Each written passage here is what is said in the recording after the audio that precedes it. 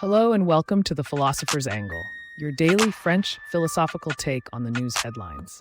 This is an AI-generated podcast based directly on the writings of the philosophers discussed, but like all AI, it can make mistakes.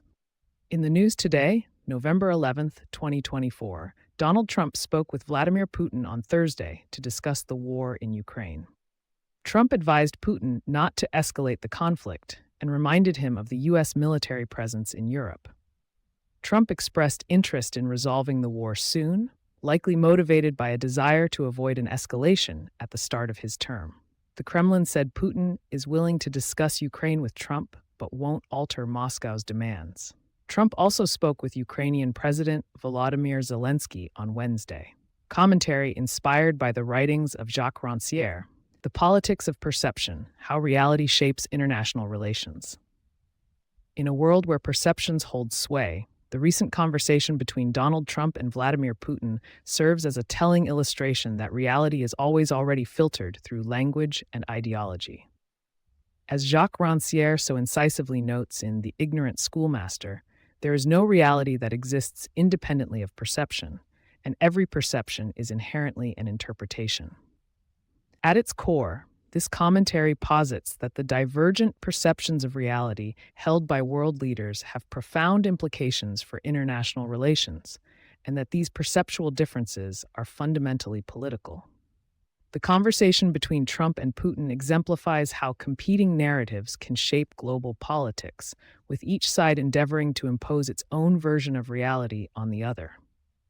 The distribution of the sensible, as Rancière terms it in The Politics of Aesthetics, is indeed a matter of politics. In this context, the sensible refers to the intricate web of perceptions and interpretations that surround the conflict in Ukraine. Trump's counsel to Putin not to escalate the conflict can be seen as an attempt to shape the narrative around the situation, while Putin's refusal to alter Moscow's demands reflects his own distinct perception of reality. However, when these competing narratives collide, a moment of dissensus arises.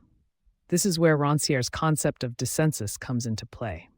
As he writes in Disagreement, Politics, and Philosophy, dissensus is not merely a matter of opposing representations, but rather the introduction of a fissure in the fabric of the given. In other words, it is the moment when our assumptions about reality are challenged, and we are compelled to confront alternative perspectives. The conversation between Trump and Putin embodies just such a moment of dissensus. The two leaders are operating from fundamentally disparate perceptual frameworks, each with its own unique set of assumptions and biases. For Trump, the conflict in Ukraine is likely perceived as an opportunity to assert U.S. dominance on the world stage, while for Putin, it represents a vital national interest that must be protected at all costs. The implications of this dissensus are profound.